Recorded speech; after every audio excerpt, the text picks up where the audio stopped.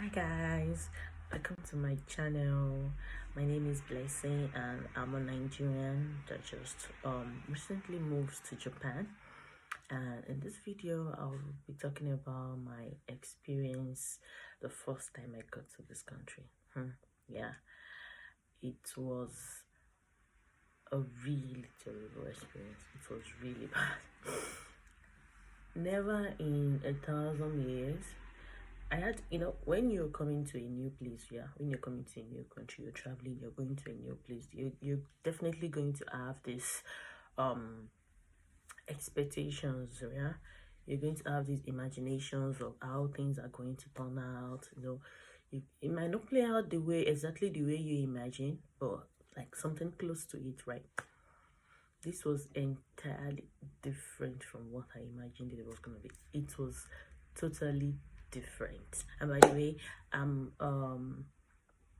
working in Japan as an ALT. For people who don't know what that means, it basically means an English teacher. So when I got into Japan, the first day, like getting off the flight, I got here around 9 past 9. So usually when you get in, there is this, like, from the what's it called now, where the plane stops, yeah, into the airport. It's really like a long distance to where you have to get checked, because after you enter into the airport, you have to walk down to this particular place where they check arrivals. And then there's different places for each category of people. There's a place for tourists and people who are coming to the country for the first time, and there's another place for people who are returning and people with permanent residency and all of that. So you usually like just go into whichever category you fit in, then they're gonna ask for your documents, and then you get this residence card. For the residence card, I don't know if they issue it to tourists too, because I got a residence card since I was coming in with a work visa, yeah, as an instructor. So it was a really long queue. Like, it was really long, but everything was fast. It was seamless. No, it's Japan now. They don't waste time here. Everything is so organized. If there's anything I like about this country, it's the way they are so organized with their things. Like, they are so organized. They just know what they are doing in this place. So that's another discussion for another day anyways. But okay, so I had to go to the tourist category because I was coming to the country for the first time. I was confused at first because I'm not a tourist. But I asked the lady in charge and she was like, am I visiting for the first time? Like, am I coming to the country for the first time? I said yes, and she was like, okay, I have to go to the tourist section or whatever. So I went there, and it got to my turn. I had to submit my documents. That was my COE and my passport and all of that. It was checked. They asked where I was going to stay, where I was going to, and I put in the hotel I was going to stay at and all of that. And I got my residence card, and I had to like go get my luggage. That was really fast too. By the time I got to where I was going to get my luggage, my bags were like ready. Like, I love this country. Honestly, it was so seamless. I got my bags, and yeah, I was done and I had to leave. Little did I know. Little did I know what was waiting for me. Oh my god. So when I got out, at first I didn't even know which way to go to. I didn't know what to do. Meanwhile, I've been using the airport Wi-Fi all this while because obviously my SIM was not working. Like, I did the whole roaming thing, like, roaming your SIM and all of that. Little did I know that it wasn't going to work. It did not work. Oh my, it wasn't funny. It did not work. Thank God for Wi-Fi at the airport. So I was using the airport's Wi-Fi, and immediately I got out, I was talking to my family, letting them know that I just landed and all of that. They're asking questions. Okay, how am I going to get to the hotel? Blah blah blah. And I'm telling you that it's really late. As at this time now, it was already like, let's say 10 past 10. Yeah. So, because after I got my luggage, I still had to get the check but that was pretty fast. It wasn't it didn't take time. So I was out. Immediately I got out of the airport, the cold that hit me at first. Because I was wearing this very light clothes. Yeah, I know that obviously there's going to be like heater and all of that inside the airport now. So the airport was warm, there was no cold. So I just, the door opened and I went out. The first cold that hit me, my brothers and sisters, I had to run back. It wasn't even funny. I left my luggage and I ran back. I was like, what is this? Where is this cold coming from? Like, it's my first time traveling out of Nigeria. I've never experienced this kind of cold. And to think it wasn't even winter, it was just normal cold, rain cold. So I went back. I went back outside and I was trying to, just navigate my way. I was like going to get to my hotel and all of that. I was seeing buses. I didn't know anything about the buses. I didn't even know what to do. So I had to go back inside. Luckily for me, there was this officer that was standing close to the door, the exit door of the airport, and I just asked her, like, I need to get like a taxi or something, because definitely I couldn't use the bus. I didn't even have any idea how to use the bus, so there is no way I was going to use the bus. I just needed a taxi. And then he was like, oh, he described where I could get a taxi. He was like, I should just cross to the other side and walk down. But I had my luggage, and I'm like, okay. I was carrying my luggage with the airport, what's it called now, the trolley, or I don't know what that's called, like what you used to carry your load in the airport. Yeah. So and he was like, yeah, sure, I could take it like down to the other side of the road. I'm like, okay, that's cool. So because I took it and I went down, and by the time I got there, the taxi drivers were really helpful. They were really welcoming, and just helped with my load and all of that. They put the load into the taxi, like they were so careful with the load and all of that. It just gave me this really good impression, this good first impression about Japanese people, honestly. Yeah, I already met them at the airport, like while I was coming out and all of that, but I just felt like, wow, the way they handled my luggage carefully. And this man actually took like a blanket or something, I don't know if it's a thing here, he took this blanket to cover my luggage in the boot after arranging it. It was just really sweet. And then I got in, and then he asked where I was going to. I showed him on my phone, and then we left. And then we got there. I paid. It was pretty expensive, but I didn't know then that taxis were expensive. But yeah, I just had this feeling it was expensive because it was just like a 15 minutes drive, and it ended up this ended up being like 4,000 something yen. Yeah, something I could have just taken bus.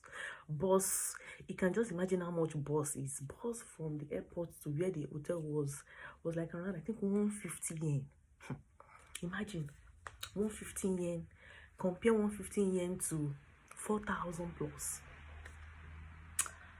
Yeah, well, it's my first time. You can't afford things like that when you're when it's your first time in a place. So I got down, I got my load out, and I saw the hotel, like not really hotel, like more of like a dormitory, like yeah, dorm.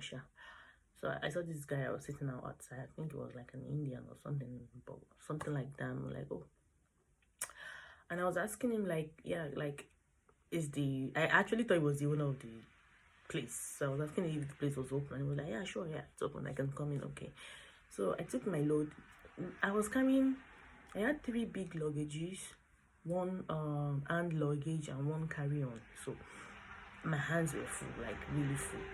So I had to drag the bags. I dragged them because there was this small staircase, before you get to the entrance of the dorm. So I had to like literally carry those heavy bags there. And then when I got there, I saw the woman that was in charge, and then she was like, oh, I should have my passport. So I gave her my passport, and then this one was checking. In my mind, I'm like, oh, that's nice, that's cool. I was tired already. I needed to sleep. I'm like, I just need to get into this place and just sleep. I'm so tired. Only for this woman to tell me, did you book online? I'm like, no, I didn't. I just like saw the dorm, and I knew I wanted it. Like, it's a place I could stay, and in my mind I'm like, okay, I'm just going to get into this place and just lodge, Like, that's the way we do it in Nigeria. Yeah, there is booking in Nigeria, of course. You can book your hotel room and all of that, but you can also just walk in and, you know, just decide to lodge, that kind of thing, right? That was what I had. Because number one, I had checked the dorm before I left Nigeria, obviously, and they were asking me to pay. But I wasn't going to pay for something that I've not seen, a place that I've not seen or anything like that. So I needed to see the place first, see it was real before I pay. And so what I had in mind was I'll get there. I already know where I'm going to. Yeah, I'll get there, then I'll pay, and then they had rooms available on their site. So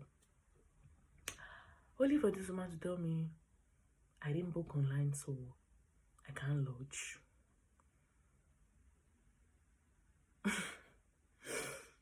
At that point, it was like my whole world just crumbled. Like, you say what?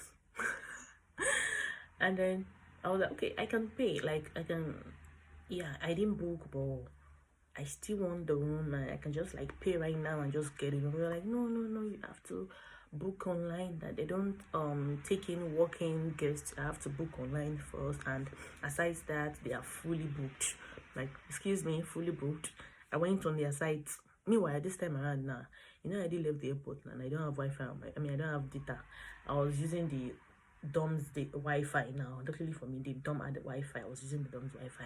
They had the Wi-Fi password outside, like at the reception, so I had, you know, connected and all that. I went online. I was still saying that these people still have room. What was this woman telling me that they are booked? Like, no, and our English was not really clear like that. You get, so like the constraint was a little bit there, and I couldn't really understand what she was saying. She couldn't really get me and all of that. She was just so adamant, and she was like, no, there's no room, like they are booked, they are fully booked. I'm like, oh my god, what is this? I had to take my load out. They had this small bench outside of the hotel, so I sat down there, and as at this time that I'm talking about, it was already like 10:30 to 11 p.m. Ladies and gentlemen, p.m. in a country that I've never been in my life. I was worried. I was panicking. Like, what is this? I was asking the guy that was still sitting outside. Like, he was actually taking a smoke. And so I was like, is there anywhere around here I can get like a hotel or something? I need to like leave this place. And it was like, I can just check on Google or something. Okay, yeah, that's true. As all this was happening, my family is back in Nigeria. We're calling, they were texting on WhatsApp and all of that. How is it going? I'm trying to explain the situation to them. Look, problem, Tiwa. There's problem. And then I couldn't just get anything. Like, the hotels around, they like not like close to me like that. And if I had to like leave that place, I would probably have to take a taxi, and I'll be spending like another 5k or 6k. Imagine spending like 10k in just one night on taxi. Like, I can't just be spending money like that already. I don't know how much I'm still going to have to spend, and it's not like I came in with a bag of money or something.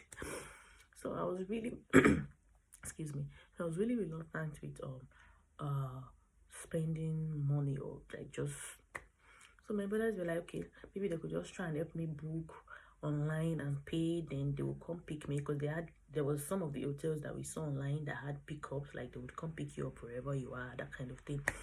While all this was happening, it was raining, like raining.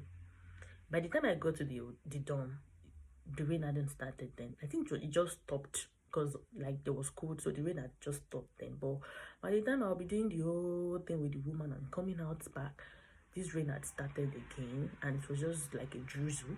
Before you know it, or before I know it, or before I knew it, I don't know the English to use, this rain was falling heavily, like heavy rain. I was sitting down outside, inside the rain. Like, the guy that was taking a smoke, he already ran inside. I was sitting, my bags were drenched with rain. Like, I had to quickly take like my jacket inside my bag to cover my head. I still have the video on my phone. I don't know if I'm going to attach it to this video or not, but I might not. But I had the clothes covered me, and I was shaking like this. I was trying, my phone was wet, everything. I was trying to reply messages, and I was shaking.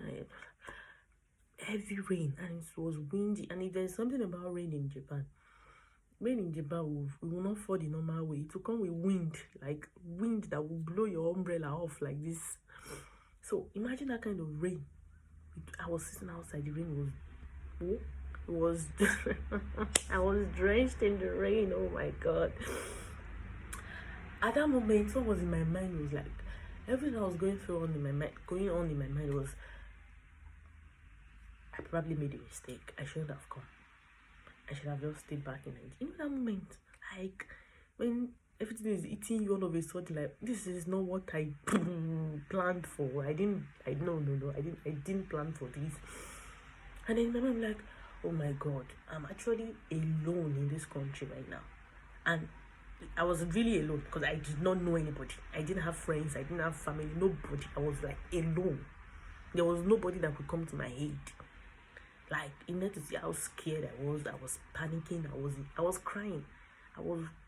Like crying. Because I was like, maybe I should just stay back in Nigeria. It's not like somebody was pursuing me. Why did I come? I remember, I'm like, why did I come here? I should have just stayed back. This is a terrible idea. No, I can't survive in this country. I can't survive this. Why did I come here? And I had all this, so much going on in my mind, and this rain was dealing with me seriously. My brothers were still trying to, like, they were scrambling, trying to still get an hotel. They were getting some, and they were fully booked. They got like 2 or 3 that was saying they were fully booked. And all this thing was happening. It was getting to like 12 a.m. Guy,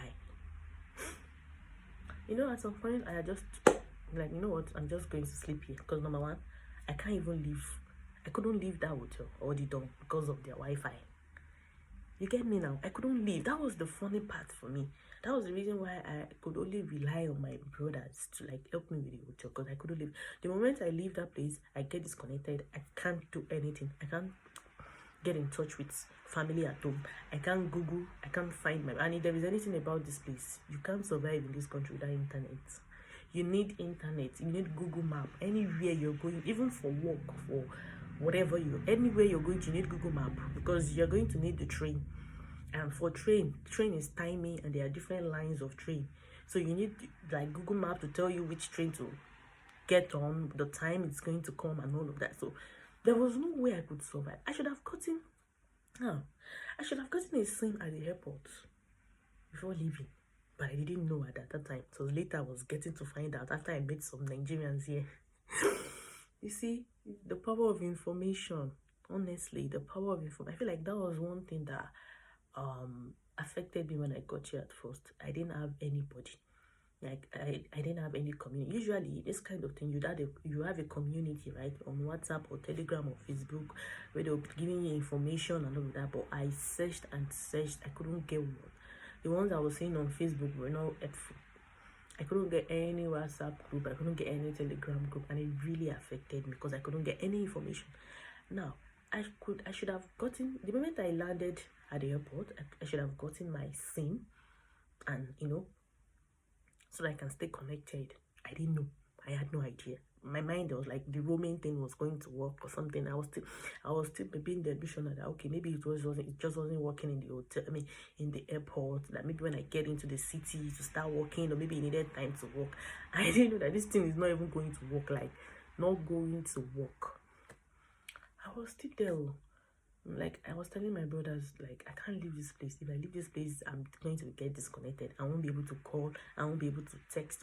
I'm not going to be, like, it's like I'm going to get disconnected from the only word that I know. And it was pretty scary because I didn't know where I was going to. It's not like I knew any hotel around. I had to use Google to search, that kind of thing. And what if I get there and they tell me they are fully booked? Imagine spending taxi fee and all of that, and the whole stress. So there was so much going on that I couldn't leave that spot. Like, I couldn't leave. I just sat down there. And then this woman would come and then she'll be like, do I need taxi? If I need taxi, she can book a taxi for me. Like, no, I don't need a taxi. At that point, I was still like, man, please, if you're not going to give me a good solution, just leave me alone. In my mind, that's what I was thinking. And at that point, I was just praying to God, that God, please, you need to come through for me. I didn't come to this country on my own. Like, I know how much I prayed, how much I asked God before doing this. Like, God, you need to come through for me. You gave me the signs, you gave me the go ahead to this journey. There is no way you're going to leave me now. I will abandon me. I was praying at that point, despite the whole thing that was going on. That was the only, like, at this point, God, you're the only one that I have. And I feel like there are times, I feel like these things happen sometimes. God put us through these things sometimes to just make us realize that He is the only one we can trust. You know, when you're in situations where no family, there is no friend, nobody who can help, and then you just have no one else besides God. I feel like it just puts us in that situation sometimes to make us realize that, look, even when you thought it was your friends, even when you thought it was your family that like got you out of this particular situation of predicament, it was me. Like, I used them and that kind of thing, because that situation just made me realize that I had nobody. Like, it was only God that could come through for me at that point. Like, at that point, it was so bad. My brothers were already telling me that maybe I should look for a police station. Like, imagine how bad it was. And then they were like, okay, maybe I should get a church. I searched for church. The church that was closed was closed. That was close to me was closed.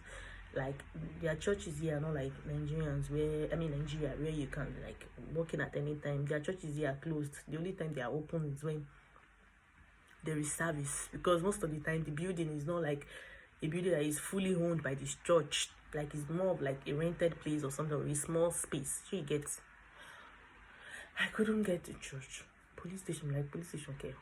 Did I commit a crime? Why are you asking me to go to a police station? I mean, when I left the airport, I told them I had a place that I was going to stay. If I go to a police station, I'm telling them I don't have a place. No, that wasn't a good idea in my books.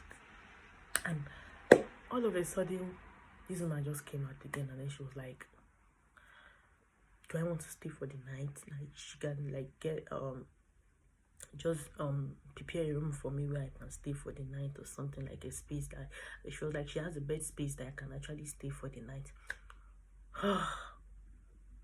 My God. This happened, I'm telling you, this happened just like few minutes after I just prayed. You know, after the whole going back and forth, I realized that it's only God that can help me at this point. I remember that I had God. Imagine, God I should have called on to since. So when I tried my own human strength, and that's what we do. When we go on, we go back and forth, and then we try, and then when we feel like, oh, I can't do this, this is beyond me, now then we remember that we actually have a Father, a God somewhere. This thing I'm talking about was just like 5-10 minutes after I had prayed that prayer. This man just came out and she was like, yeah, you can come in. And then she was apologizing to me. Like, that was what surprised me the most. That God, she was apologizing. This man was apologizing that she's sorry. She's really, really sorry. That usually they don't, oh my God, did I say usual? Oh God, Japanese English is rubbing off for me already. Usually, she was like, they book on, I mean, they work with booking.com, because I got the whole thing from booking.com, and like, so you have to like book online. They don't take walk-in what's it called, guests, that kind of thing. But she was like, okay, but she can actually get a bed space for me and all of that. Dewa was so happy. Dewa was so relieved. Ladies and gentlemen, I got into this dorm and I was shaking like you know, see that Dewa was like, she was pitying, like, I'm so sorry. I'm like, it's okay. As long as I shall have a place to stay, no problem, it's okay. And I just got in and I was able to tell me why I got into this dorm. I told you, remember I said it was a dorm, not like a hotel room per se, so it has these bunk beds and all of that. I got into this dorm and this woman still had like 4 empty bunk beds. Woman, they just told me you were fully booked. Like, hello? And then she had these 4 bunk beds that was empty. Nobody was there.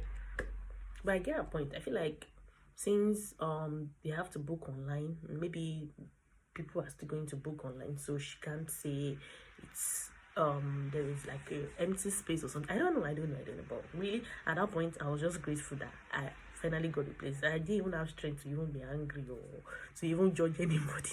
I mean, it's a business after all. She can decide to do whatever she wants with it. I don't know. But I sure got in. By this time that I'm getting in was like around 12:30 to 1.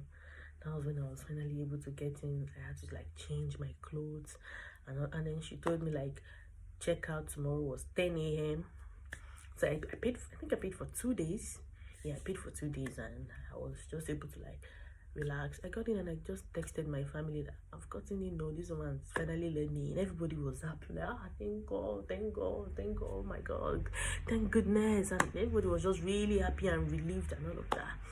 So I got in, I washed up, and I slept. I was so tired. Thank God for aboniki that I took, because I had to quickly rub that aboniki on my chest and my leg. I was cold, like I was shivering.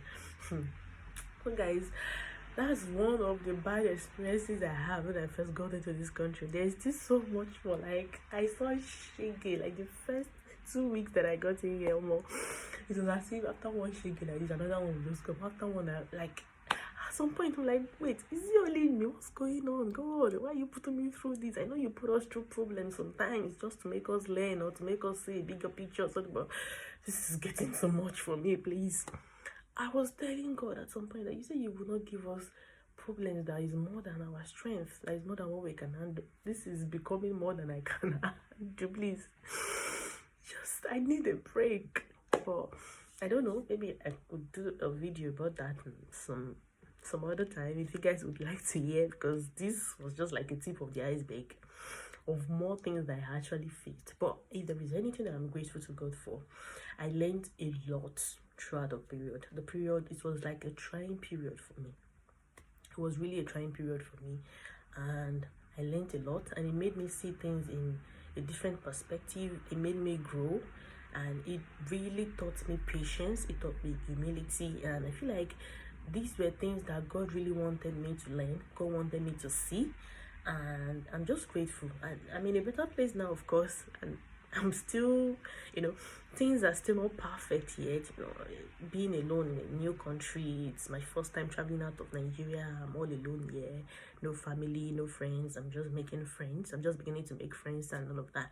It's challenging for anybody to move to a new country, a country where you don't know anything, like you're starting all over again and all of that. But I just thank God that God has been really faithful. He has really been there every step of the way, and it keeps getting better and better each day. And yeah, so that's it, guys. Thank you for listening. Oh my God, I didn't expect this video to be this long, but thank you for listening to my video, to my story. Thank you for watching my video. Thank you for listening to my story. And if you like me to make another video about my experience or whatever it is you would like to ask and all of that, please let me know in the comment section, and don't forget to like and subscribe, and please share. Thank you so much. Let's grow this community, please. Let's grow, help this small girl to grow. Okay, till next time, bye guys.